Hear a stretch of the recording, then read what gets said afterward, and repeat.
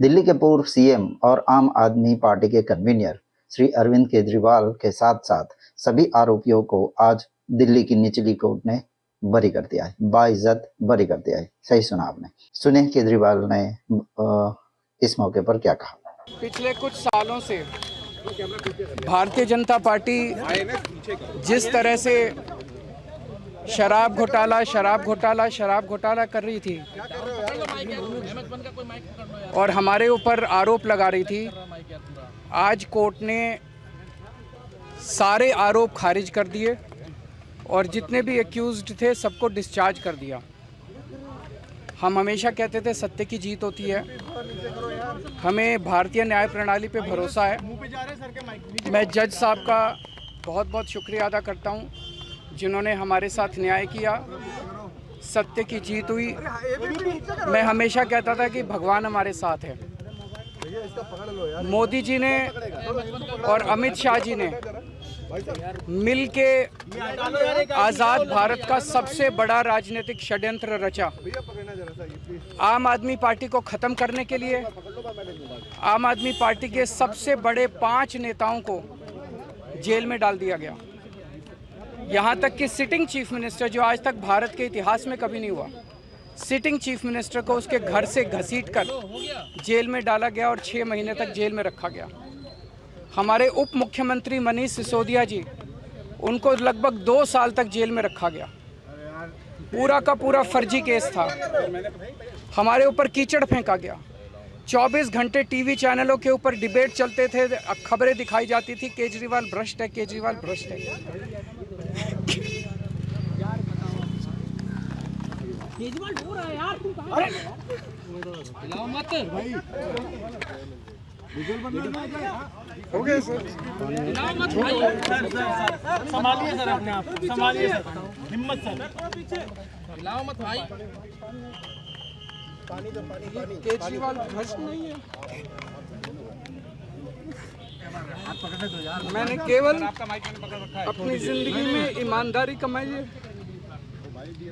इन्होंने झूठा केस लगाया और आज ये साबित हो गया। कोर्ट ने कहा है कि केजरीवाल कट्टर ईमानदार है, मनीष सिसोदिया कट्टर ईमानदार है, आम आदमी पार्टी कट्टर ईमानदार है।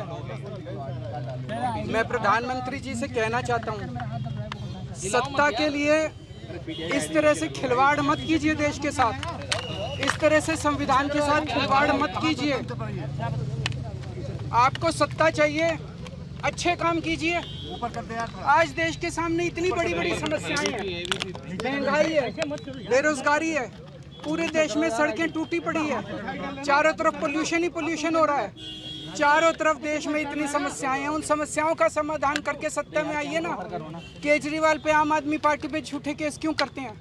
अच्छा काम करके सत्ता में आइए। इस तरह के झूठे केस करना और 24 घंटे विरोधियों के, विपक्षियों के खिलाफ ऊट पटांग की केस करना, उनको जेल में डालना, ये एक प्रधानमंत्री को शोभा नहीं देता। इससे देश आगे नहीं बढ़ेगा। देश आगे तब बढ़ेगा जब जनता की समस्याओं का समाधान किया जाएगा। केजरीवाल और मनीष सिसोदिया के अलावा सभी आरोपियों को रिहा करने पर कई सवाल उठेंगे। जैसे कि विपक्ष एक थियरी पर काम कर रहा है कि बीजेपी संवैधानिक संस्थाओं का दुरुपयोग कर रही है। अब इस रिहाई से, इस कोर्ट के इस फैसले से उस थियरी को ज्यादा गति मिलेगी और विपक्ष इस पर जोर से काम करेगा। कांग्रेस भी इस फैसले से अपने हाथ धो रही है। हालांकि जब केजरीवाल पर आरोप लगे थे तब यही कांग्रेस केजरीवाल को गुनहगार साबित करने में लगी पड़ी थी और आज इस फैसले से केजरीवाल के साथ हो चली है। अब सवाल यह है कि दिल्ली हाई कोर्ट ने ये कहा है कि इन पर कोई साबिती नहीं है, मतलब साबित नहीं हो रहा है, यानी कोई सबूत नहीं है, कोई पर्याप्त सबूत नहीं है जिससे कि केजरीवाल जी और सभी आरोपों को शराब घोटाले में दोषी माना जाए। पब्लिक ये भी सवाल उठाएगी कि अगर कोई सबूत नहीं था तो क्यों केजरीवाल जी को 150 से ज़्यादा दिनों तक जेल में रहना पड़ा। साथ ही साथ इन सभी नेताओं को भी जेल की हवा खानी पड़ी। क्यों केजरीवाल जी की और मनीष सिसोदिया की जमानत बार बार खारिज कर दी गई कोर्ट ने। तो ये सवाल कोर्ट पर भी होगा। जब सबूत ही नहीं है किसी भी आरोप का तो आपने इतने दिन इन नेताओं को जेल में रखा और उनकी जमानत भी आप खारिज पे खारिज करते गए। और एक सवाल भी उठेगा कि सीबीआई ने अपनी जांच पूरी क्यों नहीं की और क्यों कमियां रह गई और क्या कमियां रह गई अपनी जांच में, जो कि सबूतों के अभाव पर केजरीवाल और सभी नेताओं को कोर्ट ने बाइज्जत बरी कर दिया।